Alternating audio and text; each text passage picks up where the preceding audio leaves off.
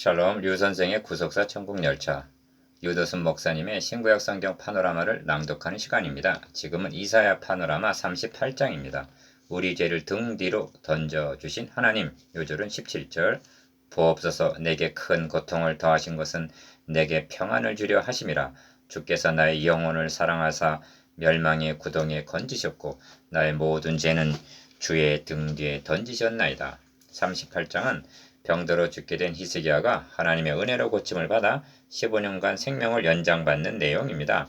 38장 39장은 이와 결부되어 있습니다. 그러면 이런 물음이 가능해집니다. 다른 왕들도 병들어 죽었을 터인데 히스기야의 일이 어떤 의미가 있게 두 장이나 할애하여 기록해 하셨는가? 최우선적으로 생각해야 할 점은 이를 통해서 말씀하시려는 하나님의 의도를 깨닫는 일입니다. 여기에는 상징성이 있다 하겠습니다.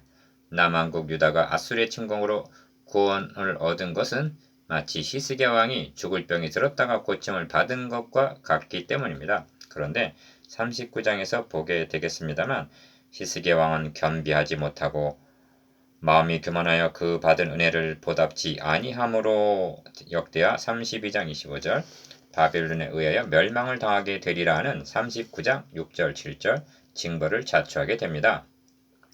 그러나 하나님은 남은 자가 있게 하셔서 돌아오게 하십니다. 왜냐하면 다윗에게 언약하신 구원 계획을 이루시기 위해서입니다. 그래서 다윗의 하나님이라 5절 하시는 것입니다. 그러므로 본장의 주제가 우리 죄를 등 뒤에 던지신 다윗의 하나님이 될 수가 있습니다. 이를 두 단원으로 나누어 상고하겠습니다. 첫째 단원 1절에서 8절 병들어 죽게 된 히스기야. 둘째 단원 9절에서 22절 히스기야의 감사기도. 첫째 단원 1절에서 8절 병들어 죽게 된 히스기야.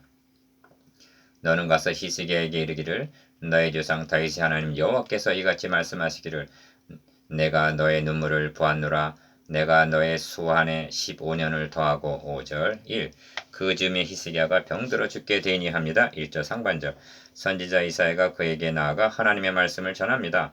너는 너의 집에 유언하라.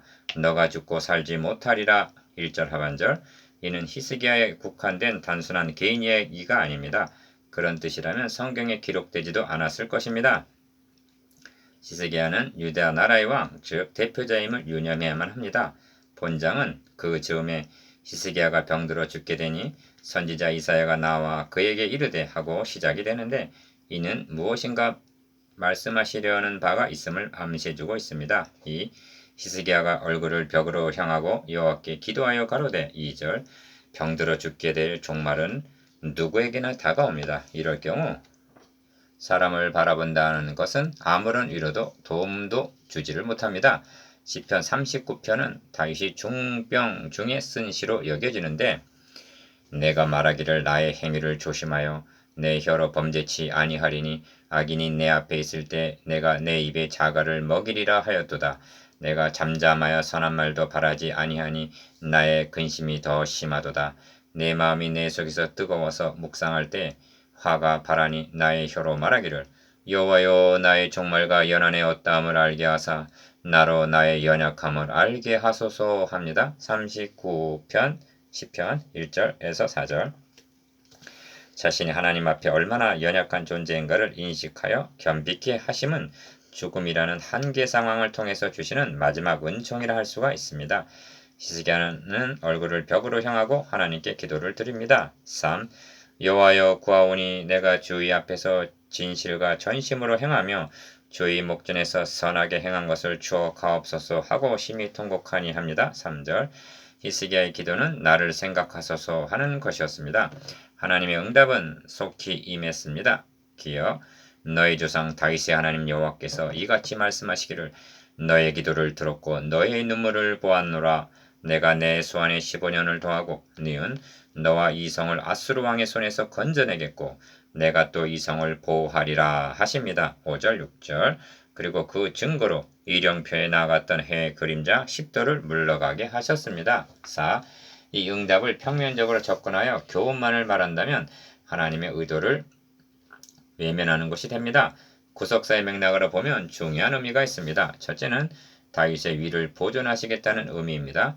15년을 연장해 주시겠다고 말씀하시는데 히스기야의 대를 이은 므낫세가 위에 나아갈 때 나이 12세라 합니다.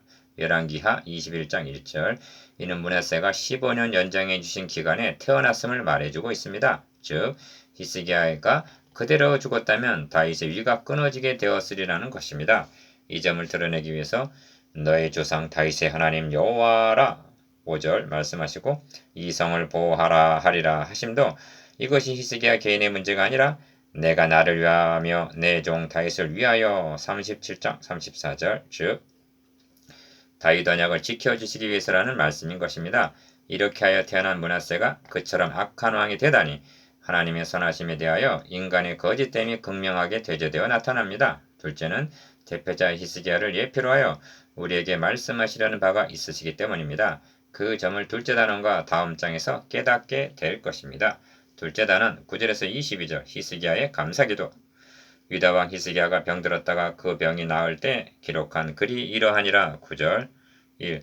히스기야의 기도를 몇 가지 주제로 간추릴 수가 있습니다.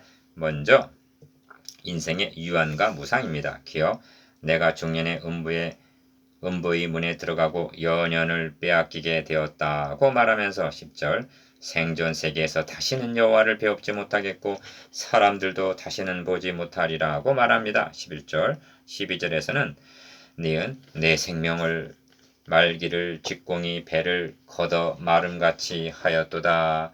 주께서 나를 틀에서 끊으시리니 나의 생명이 조속간에 마치리이다 합니다.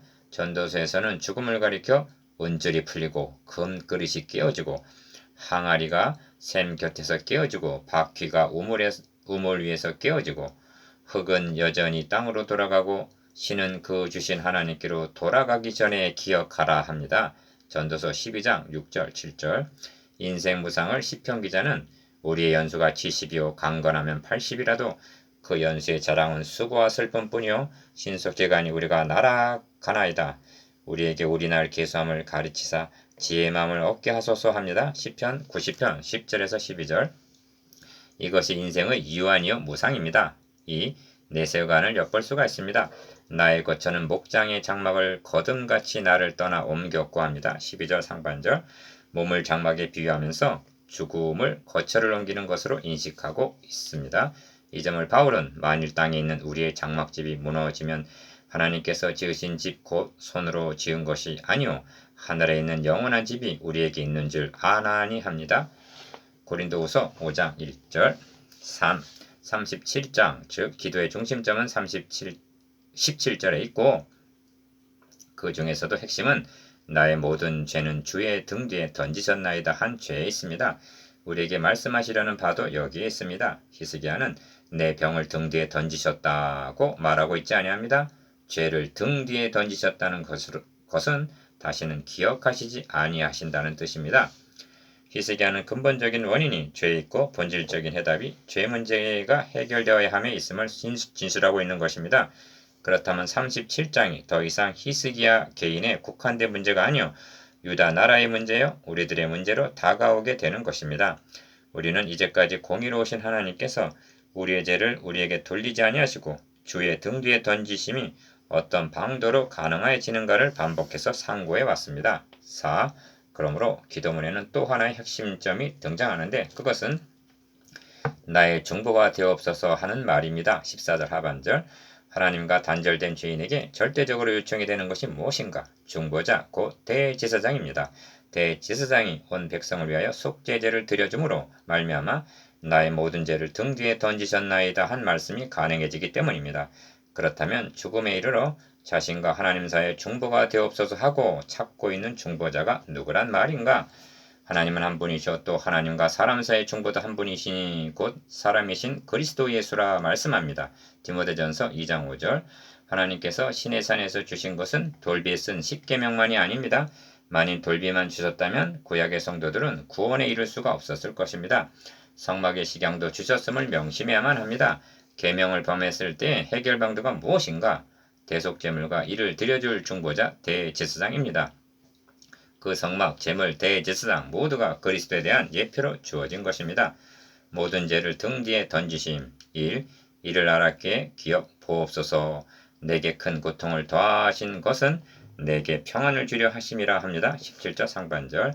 이는 히스기야에 국한된 것이 아닙니다. 하나님께서 자기 백성을 징계하신 것은 너희를 향한 나의 생각은 내가 안 하니 재앙이 아니라고 평하뇨 너희 장래에 소망을 주려 하는 생각이라 하십니다. 예레미야 29장 11절. 니은 주께서 나의 영혼을 사랑하신다고 고백합니다. 큰 고통을 주심은 크게 사랑하신다는 반증이기도 합니다. 주님이 주시는 평안 사랑이 무엇인가? 그것은 병 고침이 아닙니다. 물질 축복이 아닙니다. 지금 나의 모든 죄는 주의 등 뒤에 던지셨나이다 한 대속입니다. 17절 하반절. 이는 궁극적으로 자기 아들을 우리 대신 내어 주심으로만이 가능하게 됨을 잊지 마시기 바랍니다. 하나님은 아브라함과 다윗의 자손으로 그리스도를 보내셔서 죄의 문제를 해결해 주시려는 것입니다. 그러므로 38장 39장에 나타난 히스기야의 예표를 통해서 유다 나라에 향하신 하나님의 뜻과 우리에게 향하신 하나님의 섭리를 볼 수 있어야만 합니다. 이사야와 같은 시대에 세움받은 미가 선지자도 주와 같은 신이 어디 있으리까? 주께서는 죄악을 사유하시며 그 기업에 남은 자의 허물을 넘기시며 인애를 기뻐하심으로 노를 항상 품지 아니하시나이다. 다시 우리를 긍휼히 여기셔서 우리의 죄악을 발로 밟으시고 우리의 모든 죄를 깊은 바다에 던지시이다 합니다. 왜 이렇게 해주시는가? 주께서 옛적에 우리 열적에 맹세하신 대로 야곱에게 성실을 베푸시며 아브라함에게 인애를 더하시리이다 하고 미가서 7장 18절에서 20절 아브라함에게 세워주신 언약을 지켜주시기 위해서라고 말씀합니다. 3.